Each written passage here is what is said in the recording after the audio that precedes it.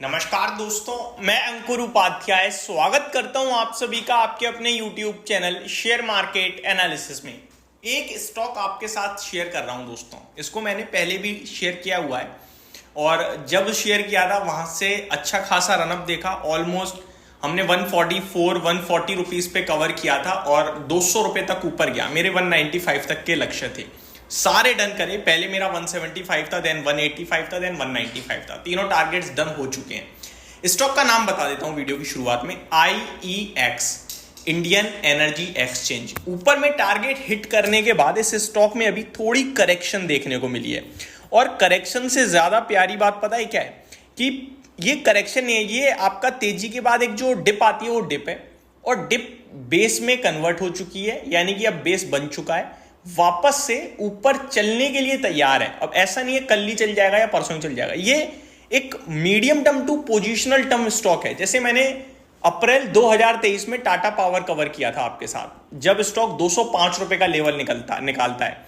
मैंने आपसे कहा था कि आप 2-4 दिन के लिए मत लो इसे, आपको हर महीने इसको होल्ड करना है प्रीवियस मंथ के लो के स्टॉप लॉस के साथ। जिसने होल्ड किया उसने ऑलमोस्ट 380 तक तो वन साइडेड प्रॉफिट बनाया। उसके बाद उसने 400 रुपए का हाई लगाने का प्रीवियस मंथ का लो ब्रेक किया था 370, जब बाजार में कोई डिप आई थी, कोई करेक्शन हुई थी, उसके चलते उसने लो तोड़ा था, बट वापस ऊपर आ गया है।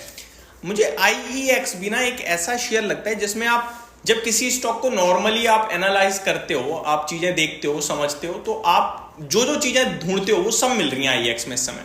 मैं आपके साथ एक एक करके कवर करूंगा, लेकिन डिस्क्लेमर देना चाहता हूं, ऐसा बिल्कुल नहीं है मैं आपसे कह रहा हूं जाके उठा लो और पैसा बन जाएगा। ये शेयर बाजार है, दोनों तरफ की चीजें रहती हैं, लेकिन हर एक पैरामीटर पे IEX इस समय फिट बैठता है। कैसे बैठता है वो मैं आपको बता रहा हूं। मैं केवल आपको चीजें बता रहा हूं, डिसीजन आपका ही होना चाहिए। दूसरी बात, अगर आप पोजीशन क्रिएट करते भी हो तो हमेशा ये याद रखना कि मार्केट में लॉस होने के चांसेस पूरे रहते हैं। आप पूरी रिसर्च तैयारी कर सकते हो, लेकिन एट द एंड रिजल्ट क्या होगा वो मार्केट के हाथ में ही है। तो आप उसके लिए एक प्रॉपर स्टॉप लॉस भी फॉलो करिएगा।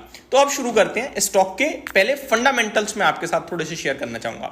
शुरुआत करना चाहूंगा सबसे नॉर्मल चीज जो कॉमन से कॉमन इन्वेस्टर किसी स्टॉक में ढूंढता है, वो है शेयर होल्डिंग पैटर्न। FII का स्टेक बढ़ रहा है। मार्च 2024 में 10.89 था, अभी 11.66% है, तो इनका स्टेक बढ़ा है। DII का भी स्टेक बढ़ा है, 27.24% से बढ़कर 31.24, यानी कि 4% से ज्यादा, एग्जैक्टली 4% स्टेक बढ़ा है इनका। पब्लिक का स्टेक घटा है। तो शेयर होल्डिंग पैटर्न तो क्लियर कट कह रही है कि ये शेयर बड़े इन्वेस्टर्स को पसंद आ रहा है इस समय।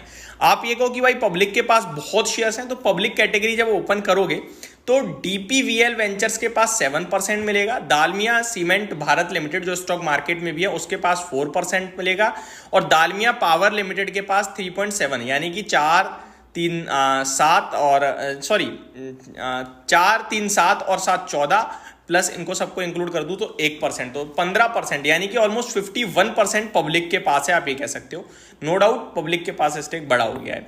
अभी मैं आगे आता हूं दूसरे पैरामीटर पे, लेकिन FIDIs एक्यूमुलेट कर रहे हैं, उठा रहे हैं, ये अच्छी चीज लगी मुझे। दूसरा डेटा है कंपाउंडेड प्रॉफिट ग्रोथ। अगर मैं देखूं स्टॉक की 3 साल की तो 16% है, 5 साल की भी 16% है और 12 महीने की 21% है। शेयर कितना भागा है? 5 साल में 30% की कैगर से भागा है, तो प्रॉफिट ग्रोथ से ज्यादा भागा है। 3 साल में केवल 7% की कैगर से भागा है, प्रॉफिट ग्रोथ से कम भागा है। प्रॉफिट ग्रोथ 16% है, तो मिसमैच चल रहा है यहाँ पे। और 1 साल की बात करूं तो स्टॉक 44% भागा है, प्रॉफिट 22% की ग्रोथ है। तो ये आप कह सकते हो मैच है, ऑलमोस्ट सिमिलर चल रही है। आगे ग्रोथ आएगी तो शेयर चलेगा, नो डाउट। ठीक है, आगे बढ़ते हैं। आगे अगर मैं आपके साथ शेयर करूं इसके प्रॉफिट्स और रेवेन्यू को, तो आप देखेंगे कंटिन्यू धीरे धीरे रेवेन्यू बढ़ रहा है। मैं आपको बताता हूं, दिसंबर 2022 में 100 करोड़ था, मार्च 2023 में 107 हुआ, देन थोड़ी डिप मारता है जून में 104, मैं शायद 1000 बोल जाऊंगा तो माफ कीजिएगा, 104, फिर सितंबर में 109 करोड़ हुआ, दिसंबर में 115 करोड़ हुआ, और मार्च 2024 में 121 करोड़ हुआ, और अभी जून 2024 में 124 करोड़ हो गया है। प्रॉफिट की बात करें तो प्रॉफिट आपका कंटिन्यू ग्रो कर रहा था, बट जून क्वार्टर में 93 करोड़ का है, लास्ट क्वार्टर 95 करोड़ था। 2 करोड़ का डिप दोस्तों इसलिए आया है, अगर आप नोटिस करो मार्जिन में थोड़ा प्रेशर आ गया 86% के सामने 81%, बट कहीं ना कहीं आप इसे नेग्लेक्ट कर सकते हो, अनदेखा कर सकते हो, इतनी कोई बड़ी समस्या नहीं थी। अब आता हूं अगले पैरामीटर पे, पीई पे। अगर मैं इसका वैल्यूएशन कंपैरिजन करूं तो ये मेरे को मीडियन पीई 42 का है और वहीं मिल रहा है स्टॉक। ऊपर में 100 के पीई तक जाता है, नीचे में मैक्सिमम गिरावट होती है तो 30-35, इससे ज्यादा नहीं जाता। तो मेरे को ऑलमोस्ट बेस पे मिल रहा है वैल्यूएशन टर्म में। अब मैं टेक्निकल्स की बात करूं तो स्टॉक में ऑलरेडी डिप आ गई है, ऊपर से एक डबल बॉटम टाइप फॉर्म करा है 165-168 के करीब। स्टॉक अच्छा ट्रेड कर रहा है। एक बार स्टॉक 178 के ऊपर क्लोजिंग देता है तो फिर टेक्निकली स्ट्रांग हो जाएगा। मेरे को लगता है हमें पहले ही प्ले करना चाहिए। 176.66 है, कोई भी अगर पोजीशन बनाता है तो 163 रुपीज का स्टॉप लॉस बनेगा। और टारगेट सुनिए, पहला टारगेट अगर 178 निकल गया तो तुरंत आपके लिए जो है 183 दिखेगा। छोटा सा है, हाँ जी बिल्कुल छोटा है, लेवल्स के हिसाब से चलेंगे।